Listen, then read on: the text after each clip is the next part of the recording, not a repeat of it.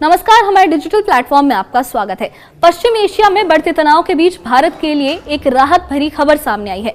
Iran में फंसे भारतीय छात्रों की सुरक्षित वापसी का सिलसिला शुरू होने जा रहा है। हालात भले ही नाजुक हों, लेकिन छात्रों के चेहरे पर घर लौटने की उम्मीद साफ झलक रही है। एयरस्पेस बंद होने और क्षेत्रीय तनाव के बीच ये वापसी आसान नहीं थी, लेकिन सरकार की कोशिशें रंग ला रही हैं। हालांकि चिंता अभी पूरी तरह से खत्म नहीं हुई है, क्योंकि पश्चिम एशिया की सियासी तस्वीर अब भी साफ नहीं है।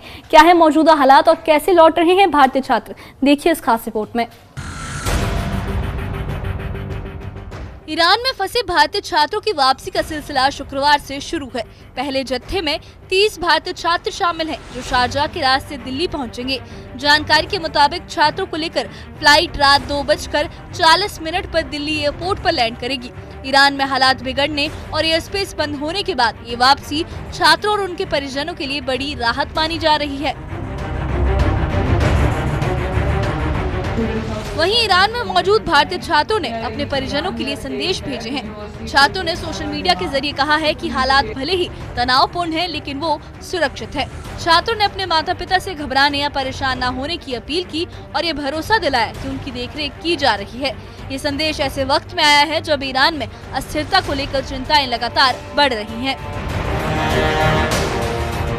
I just want to convey this message to all our Indians and Indian parents that we are safe here at Gorgan. We, on the behalf of all the students studying in Gorgan, Gulistan University, we are safe. University is fulfilling our every need, and university officials come to check us regularly. So no need to get worried. As soon as our internet gets restored here, we'll contact our parents as soon as possible. Just stay calm and don't worry. We, the students of Gulistan University of Medical Science, we are in Iran, we are safe here. The university is fulfilling all our demands. So please, the parents, do not panic. We will contact you as soon as our internet facilities will be restored. So for some time, please have patience. दरअसल Iran के हालात लगातार गंभीर होते जा रहे हैं। एक तरफ इजरायली मीडिया में अमेरिका के संभावित सैन्य हमले के दावे किए जा रहे हैं, तो दूसरी तरफ ईरान ने भी कड़ा जवाब देने के संकेत दिए हैं। इसी तनाव के बीच ईरान ने बिना साफ वजह बताए अपना हवाई क्षेत्र अस्थायी रूप से बंद कर दिया, जिससे वहां मौजूद भारतीयों की मुश्किलें और बढ़ गईं। इस बीच ईरान के बाद इजरायल में स्थित भारतीय दूतावास ने भी एडवाइजरी जारी कर भारतीय नागरिकों से सतर्क रहने और गैर जरूरी यात्रा से बचने की सलाह दी है। हालात का असर भारत तक भी साफ दिख रहा है। गाजियाबाद के merchant navy engineer Ketan Mehta के ईरान में फंसे होने की खबर से उनके परिवार में चिंता का माहौल है। परिजनों का दावा है कि जहाज को कब्जे में लेकर क्रू मेंबर्स को हिरासत में लिया गया है और उन्होंने सरकार से मदद की गुहार लगाई है। मेरा बेटा केतन मेहता मर्चेंट नेवी में दुबई की एक फर्म के अंदर 3rd इंजीनियर के पोस्ट पे काम कर रहा था, जो कि दुबई से ईरान गया था और ईरान से डीजल लेके ये आ रहे थे। लास्ट हमारी 31 दिसंबर को बात हुई है, उसके बाद बात नहीं हुई, लेकिन 6 जनवरी को हमें एक अननोन नंबर से पता लगा कि उसे अरेस्ट कर लिया है।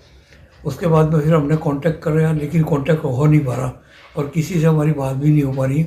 हम ये जानना चाह रहे हैं कि किस उसको जुर्म में अरेस्ट किया है, किस वजह से किया है और कहाँ पर है। हमारी एक बार बात करा दो।